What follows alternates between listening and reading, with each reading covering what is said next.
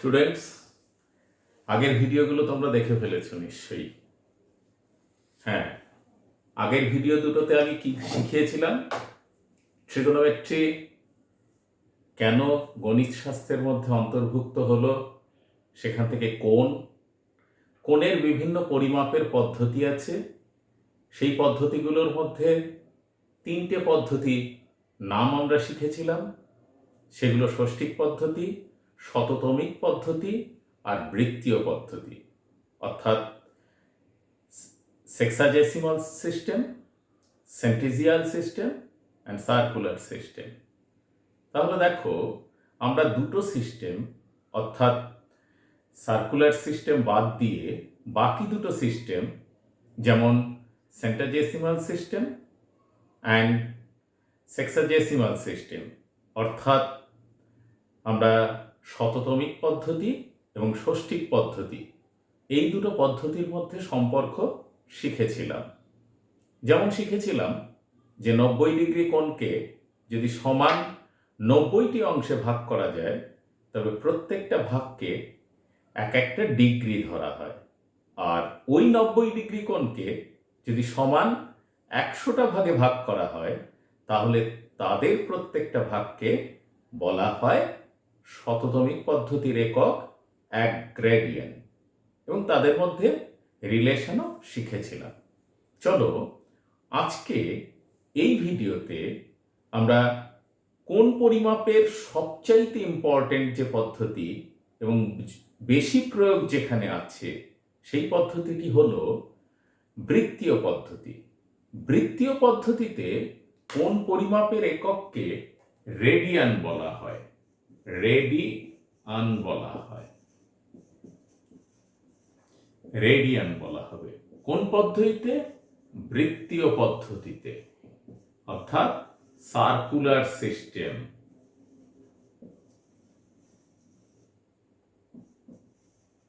তাহলে ছাত্ররা অবশ্যই মনে রাখবে যে বৃত্তীয় পদ্ধতিতে কোণ পরিমাপের একক হচ্ছে রেডিয়ান। এখন রেডিয়ানের ডেফিনেশন কি? হ্যাঁ, দেখো, একটা বৃত্ত, এই বৃত্তের ব্যাসার্ধের সমান দৈর্ঘ্যের চাপ, অর্থাৎ ও এ যদি ব্যাসার্ধ হয়, এই ব্যাসার্ধের সমান দৈর্ঘ্যের চাপ বৃত্তের কেন্দ্রে যে কোণ উৎপন্ন করে, তাহলে এক্ষেত্রে A B আর্কের length equal to ও এর রেডিয়াস। যদি এই লেন্থের সঙ্গে এই লেন্থ সমান হয় এবং সেক্ষেত্রে যে কোণ উৎপন্ন করবে, অর্থাৎ কোণ এ ও বি কে এক্ষেত্রে এক রেডিয়ান ধরা হয়। কি বললাম? The length of arc of a circle is equals to its radius, then these arc form an angle at the center of a circle, form a unit of a circular radian, circular system, that is radian. তাহলে আবার repeat করি, কোন বৃত্তের ব্যাসার্ধের সমান দৈর্ঘ্যের চাপ বৃত্তের কেন্দ্রে যে কোণ উৎপন্ন করবে, সেই কোণটিকেই বৃত্তীয় পদ্ধতিতে কোণ পরিমাপের একক হিসেবে আমরা ধরি। ধরো, বৃত্তটি যদি ছোট হয়ে যায়, লক্ষ্য করো, ছোট হলে তার ব্যাসার্ধও ছোট হবে, সেই অনুযায়ী লেন্থও ছোট হবে, যে কারণের জন্য এই কোণটি কিন্তু আমাদের ক্ষেত্রে ফিক্স থাকে। তাহলে বৃত্তীয় পদ্ধতিতে কোণ পরিমাপের একক রেডিয়ানের ডেফিনেশন আমরা শিখলাম। স্টুডেন্টস, এক্ষেত্রে আমাদের দুটো তিনটে জিনিস রেডিয়ান সম্বন্ধে খুব ভালো করে শিখে রাখতে হবে। তারপরে আমরা খুব ভালোভাবে অঙ্কে গেলে অঙ্কগুলো খুব সহজেই সলভ করে ফেলতে পারবো। যেমন ধরো, প্রথম একটা রেজাল্ট বলা হচ্ছে যে কোনো বৃত্তের যে কোনো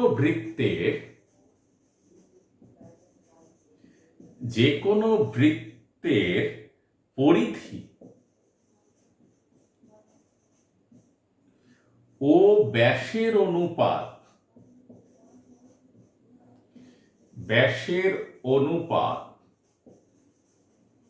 সর্বদাই ধ্রুবক হবে,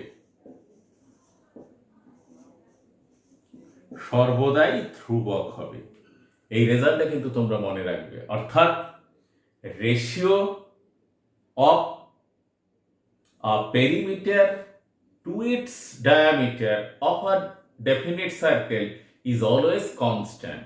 তাহলে কোনো সার্কেলের পেরিমিটারের সঙ্গে তার অর সারকামফারেন্সের সঙ্গে তার ডায়ামিটারের রেশিওটা সবসময় একটা কনস্ট্যান্ট হবে। আমরা কিন্তু এই সূত্র আগেই শিখেছি, কিন্তু তার প্রমাণ করতে শিখিনি। চলো আজকে আমরা এই প্রমাণটা একটু দেখে নেব। ছাত্ররা, তোমরা এটাকে একটু কপি করে নাও যে কোনো বৃত্তের পরিধি ও ব্যাসের অনুপাত সর্বদাই ধ্রুবক হয়। অর্থাৎ ratio of a circumference to its diameter of a definite circle is always constant. প্রুফটা কেমন করে করা যায় আমরা একটু দেখে নিই। দেখো, আমরা প্রথমে একটা বড় বৃত্ত অঙ্কন করলাম, ড্র এ সার্কেল, এবং তার ভেতরে সমকেন্দ্রিক আর একটা বৃত্ত অঙ্কন করলাম। করে আমরা এই বড় বৃত্তের ওপর একটা বহুভুজ অঙ্কন করলাম। এই বহুভুজের বাহুগুলোর দৈর্ঘ্য সব সমান। এরকম ভাবে তুমি অনেকগুলো ভুজ নিয়ে একটা বহুভুজ তৈরি করতে পারো। এবার আমরা পাশাপাশি যে কোনো দুটো শীর্ষবিন্দুর সঙ্গে জয়েন করে দিলাম। O A A, B B, C C. তাহলে স্টুডেন্টস লক্ষ্য করো যে draw a circle with centre O and another circle with also center O and its radius is small a and greater circle এর radius হচ্ছে capital O and draw a polygon, n-sided polygon। অর্থাৎ আমি এখানে ফাঁকা রেখেছি, মানে আমি ইচ্ছে করলে আরো এর মধ্যে একটা বহুভুজ তার বাহুকে ক্রমশ বাড়িয়ে দিতে পারবো। একটা জিনিস লক্ষ্য করো, আমরা যদি এখানে এমন একটা লাইন টানি, এই লাইনটা, তাহলে দেখো triangle A O B and triangle হচ্ছে O small A O small B, দুটো ট্রায়াঙ্গেল দেখো ত্রিভুজ দুটোর মধ্যে সাদৃশ্যকোণী ত্রিভুজ, কারণ এই বাহু সমান এই বাহু, তাহলে এই কোণ সমান এই কোণ, তাহলে আইসোসেলিস ট্রায়াঙ্গেল। এবং যেহেতু সেম আর, তাহলে এই অ্যাঙ্গেলের ক্ষেত্রে এই অ্যাঙ্গেল ইকুয়াল টু এই অ্যাঙ্গেল, আর এটা সেম অ্যাঙ্গেল। তাহলে ত্রিভুজ দুটো ইকুই অ্যাঙ্গুলার, অর্থাৎ সাদৃশ্যকোণী ত্রিভুজ হয়ে গেছে। আর আমরা জানি সাদৃশ্যকোণী ত্রিভুজের অনুরূপ বাহুগুলি সমানুপাতি হয়, অর্থাৎ এবি এর সঙ্গে অনুরূপ বাহু স্মল এবি ইকুয়ালস টু, আমরা যদি ধরে নিই ও এর সঙ্গে স্মল বাহু স্মল ও এ। লক্ষ্য করো, বড় ত্রিভুজের জন্য এবি বাহুর সঙ্গে ছোট ত্রিভুজের এবি বাহু, এবং বড় ত্রিভুজের ও এ বাহু ব্যাসার্ধের সঙ্গে অর্থাৎ রেডিয়াসের সঙ্গে ছোট ত্রিভুজের রেডিয়াস, তারা সমানুপাতি সম্পর্ক তৈরি করেছে। তাহলে এবার যেহেতু পরিধির অনুপাতের সঙ্গে ব্যাসার্ধের একটা সম্পর্ক আছে, তাই আমি করলাম O A by small O A equals to, দেখো A B by small A B. এবার এটা তো ইকুয়াল সাইড, তাহলে আমি ওপর নিচে এন দিয়ে মাল্টিপ্লাই করলাম। লক্ষ্য করো, এন এ বি নিয়েছি, একটা দুটো তিনটে চারটে, এরকম করে এন এর মান যদি বৃহত্তম হয়, একটু ফিগারটা লক্ষ্য করো পাশে, দেখো এরকম হলো। বাহু যেই বাড়িয়ে দিলাম, আর একটা বাহু বাড়িয়ে দিচ্ছি মাঝে মাঝে করে, তাহলে দেখো এর স্ট্রাকচারটা কেমন হয়। আরো বাড়িয়ে দিলে এ আলটিমেট একটা সময় পর সে সার্কেলে ট্রান্সফার হয়ে যায়, তখন আর কোণগুলো সে সার্কেলের ওপর ওভারল্যাপ করে যায়। তাই এন যদি হাওভার লার্জ হয়, তাহলে এ কি হয়ে যাবে, বড় সার্কেলের পেরিমিটার অর্থাৎ বড় বৃত্তের পরিধির সঙ্গে ছোট বৃত্তের পরিধির অনুপাত সমান হয়ে দাঁড়ায়। তাহলে আমরা এক্ষেত্রে বলতে পারি when n is large, অর্থাৎ n অনেক বড় সংখ্যা, তখন ওয়ে বাই স্মল ওয়ে একটা বড় বৃত্তের পরিধি ডিভাইডেড বাই ছোট বৃত্তের পরিধি। তাহলে আমি স্টুডেন্টস ছবিটা ডিলিট করলাম, এবার এইটাকে নিয়েই কাজ করব। তাহলে এখান থেকে আমরা পেলাম যে রেডিয়াস, তাহলে circumference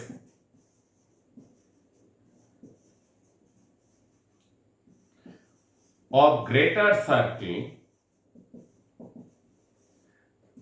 divided by circumference of smaller circle equals to greater circle অর্থাৎ বড় বৃত্তের পরিধি বাই ছোট বৃত্তের পরিধি সমান কি দাঁড়ালো, ওয়ে বাই স্মল ওয়ে। ওপর নিচে যদি 2 দিয়ে মাল্টিপ্লাই করি তাহলে কি দ্বারা হয়, ব্যাস, বড় বৃত্তের ব্যাস বাই ছোট বৃত্তের ব্যাস, তাহলে দাঁড়ালো সারকামফারেন্স। এবার দেখো আমি একটু রিভার্স করে নেই, যে বড় বৃত্তের পরিধি ডিভাইডেড বাই বড় বৃত্তের ব্যাস ইকুয়াল টু ছোট বৃত্তের পরিধি ডিভাইডেড বাই ছোট বৃত্তের ব্যাস। তাহলে বৃত্ত বড় হোক, তার পরিধির সঙ্গে তার ব্যাসের যে অনুপাত, বৃত্ত ছোট হলেও তার পরিধির সঙ্গে তার ব্যাসের অনুপাত সব সময় একটা ধ্রুবক হয়। আর এই ধ্রুবকের মান তোমরা অবশ্যই জানো, এই মানকে গ্রিক লেটার পাই দিয়ে সূচিত করা হয়। তাহলে দেখো বড় বৃত্তের ব্যাস যদি আর হয়, বা বড় বৃত্তের পরিধি আমরা কি জানি, বৃত্তের পরিধি জানি 2 পাই আর, তাহলে বড় বৃত্তের পরিধি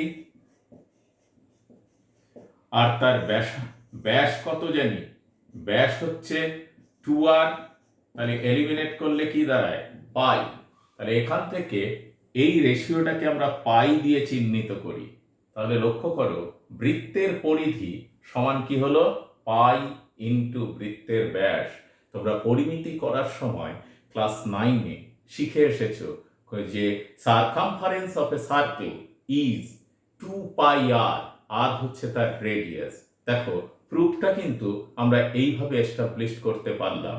এক্ষেত্রে কি প্রয়োজন হলো, যে পাই কিন্তু এক্ষেত্রে সার্কুলার মেজারমেন্টের ইউনিট নয়, এই পাই হচ্ছে আমাদের গ্রিক ওয়ার্ড অনুযায়ী একটা রেশিও পাই। এটাকে আমরা 22/7 হিসেবে চিহ্নিত করব। এটা বলার একটা কারণ আছে, কারণ এরপর আমরা সার্কুলার মেজারমেন্টের ইউনিট বার করতে গিয়েও পাই ইউজ করব, কিন্তু সেই ক্ষেত্রে পাই সি হিসেবে চিহ্নিত করা হবে। তাহলে শুধু পাই আর পাই সির মধ্যে একটা বেসিক ডিফারেন্স আছে, যে পাই বললে কিন্তু 180 ডিগ্রি লেখা যায় না, লিখলে প্রকৃতপক্ষে ভুল হয়, তাই পাই সি বলতেই 180 ডিগ্রি বোঝানো হয়। তাহলে স্টুডেন্টস তোমরা দেখলে যে কোনো বৃত্তের পরিধির সঙ্গে তার ব্যাসের অনুপাত, অর্থাৎ সারকামফারেন্স আর ডায়ামিটারের ratio of a circle is always constant, and that constant is pi. চলো এবার আমরা অন্য আর একটা উপপাদ্য একটুখানি দেখে নেই, তারপরেই আমরা অঙ্ক শুরু করতে পারবো। অন্য উপপাদ্য কি, যে এর ইউনিটটা বার করব। যেমন আমরা সার্কুলার মেজারমেন্টে ইউনিট বার করতে যাচ্ছি, তাছাড়া ষষ্ঠিক পদ্ধতি অর্থাৎ সেক্সাডেসিমাল সিস্টেমে ডিগ্রির মেজারমেন্ট করেছি, আবার সেন্টিজিয়াল সিস্টেমে তাদের ইউনিট মেজারমেন্ট করেছি, এখন আমরা সার্কুলার সিস্টেমে মেজারমেন্ট করব। দেখো, একটা বৃত্তের ব্যাসার্ধের সমান দৈর্ঘ্যের চাপ কেন্দ্রে যে কোণ উৎপন্ন করবে তাকেই তো আমরা কি বলতে পারি, যে বৃত্তীয় পদ্ধতিতে কোণ পরিমাপের একক, unit of a measurement of angle in circular system. তাহলে এটা আমরা জানি যে এই চাপের সঙ্গে ব্যাসার্ধের একটা রেশিও সবসময় কনস্ট্যান্ট হয়। দেখো, চাপ যদি ব্যাসার্ধ যদি বৃদ্ধি পায়, ব্যাসার্ধ বৃদ্ধি পেল, তাহলে চাপও সেই অনুপাতে বৃদ্ধি পাবে। তাহলে চাপের সঙ্গে তার ব্যাসার্ধের অনুপাত সব সময় একটা ধ্রুবক হিসেবে চিহ্নিত করা হয়। তাহলে এটা আমরা ও ধরছি, এটা এ ধরছি, এটাকে বি ধরে নিচ্ছি। তাহলে ও এ বি যখন ধরে নেব, তখন আমরা দেখতে পাবো যে এই অ্যাঙ্গেলের জন্য angle O, angle A O B by, আমরা আর কি পাচ্ছি, পুরো অ্যাঙ্গেলটা যদি চিন্তা করি, ডিভাইডেড বাই চাপ এ বি। তাহলে এই অ্যাঙ্গেলের জন্য এই চাপটুকু নিয়েছি। এবার লক্ষ্য করো, পুরো অ্যাঙ্গেলটা নিচ্ছি, পরিধিটা নিচ্ছি। পরিধি কত ডিগ্রি অ্যাঙ্গেল ফর্ম করে? দেখো, পুরো অ্যাঙ্গেলটা ফর্ম করেছে। পুরো অ্যাঙ্গেল কত degree? 360 degree. 360 degree divided by কত? এর পরিধি, পরিধি অর্থাৎ সারকামফারেন্স। তাহলে অ্যাঙ্গেল এওবি ডিভাইডেড বাই এই চাপ, চাপ এবি চাপ, ইকুয়ালস টু 360 ডিগ্রি। এবি চাপ এই অ্যাঙ্গেলটুকু ফর্ম করেছে বলে এই অ্যাঙ্গেলের রেসপেক্টে চাপ এবি নিয়েছি। আবার 360 ডিগ্রি অ্যাঙ্গেল কে ফর্ম করে? পুরো চাপটা। দেখো, পুরো চাপটা। আর পুরো লেন্থের চাপকেই আমরা পরিধি হিসেবে চিহ্নিত করি। তাহলে দেখো, এক্ষেত্রে আমরা কি লিখতে পারি? অ্যাঙ্গেল এওবি ডিভাইডেড বাই 360 ডিগ্রিকে লিখছি 2 ইন্টু পাই সি। একে চেঞ্জ করলাম। চাপ, দেখো, চাপের লেন্থ যদি রেডিয়াস আর হয়, তাহলে দিস ইজ অলসো আর। তাহলে আর্ক এবি এর লেন্থ কত? আর, ডিভাইডেড বাই এর সারকামফারেন্স অর্থাৎ পরিধি, আর যদি ব্যাসার্ধ হয় তাহলে এটা কত? 2 পাই আর। দেখো, অ্যাঙ্গেল আর এলিমিনেট হলো, 2 পাই এলিমিনেট করব। তাহলে এখান থেকে আমরা কি পাবো? চাপ বাই ব্যাসার্ধ নিয়ে অ্যাঙ্গেল এওবি ইকুয়ালস টু আমরা পেলাম রেডিয়াস ডিভাইডেড বাই 2 পাই আর ইকুয়ালস টু 1/2 পাই রেডিয়ান হিসেবে আমরা চিহ্নিত করতে পারি। তাহলে এক্ষেত্রে আমরা কি পাচ্ছি? যে এটাকে এই হিসেবেই রাখো, কি পেলাম? Angle AOB divided by 360 degree মানে 4 into right angle equals to কি পেলাম? 1/2 পাই। স্টুডেন্টস, আরেকবার রিপিট করছি, বৃত্তের কোণ পরিমাপ সংক্রান্ত এককের জন্য কি হয়? যে বৃত্তের চাপ এবং কেন্দ্রে যে কোণ উৎপন্ন হয় তারা পরস্পর সমানুপাতে থাকে, অর্থাৎ ইকুয়াল রেশিও মেনটেন করে। সেই হিসেবে এই চাপ angle A O B divided by চাপ এ বি ইকুয়ালস টু গোটা অ্যাঙ্গেলটা, যার জন্য 360 ডিগ্রি ডিভাইডেড বাই তার পরিধি এখানে লেখা হয়েছে। এবার কি করলাম? এই 360 ডিগ্রিকে তোমরা 2 পাই না লিখে 4 ইন্টু রাইট অ্যাঙ্গেল লিখতে পারো। রাইট অ্যাঙ্গেল অর্থাৎ 4 সমকোণ সমান চাপ এবি। চাপ এবির মান কত? আর, ডিভাইডেড বাই পরিধি 2 পাই আর। তাহলে এখান থেকে 4 right angles 4 into 90 degree equals to আমরা কি পেলাম? 1/2 পাই। তাহলে এই 4 রাইট অ্যাঙ্গেলকে উপরে তোলো, তাহলে angle AOB equals to 4 right angles divided by 2 pi. তাহলে এখান থেকে আমরা কি পাচ্ছি, এটা এলিমিনেট করো, তাহলে পাচ্ছি 2/পাই রাইট অ্যাঙ্গেল। সুতরাং কোণ পরিমাপের একক হচ্ছে কি হয়, 2/পাই ইউনিট হয়। এটা স্টুডেন্টস তোমরা ভীষণভাবে মনে রাখবে। তাহলে রেডিয়ান পদ্ধতিতে কি পেলাম, কোণ পরিমাপের একককে 2/পাই ইউনিট হিসেবে চিহ্নিত করা হয়। তোমরা এইটুকু পর্যন্ত দেখতে থাকো। আবার পরবর্তী ভিডিওতে আমি তিনটে অ্যাঙ্গেলের, তিনটে মেজারের মধ্যে যে রিলেশন সেটা একটু বলে নিয়ে আমি আমাদের ওয়েস্ট বেঙ্গল বোর্ডের যে বইটা আছে সেটা ক্রমান্বয়ে সলভ করতে শুরু করব।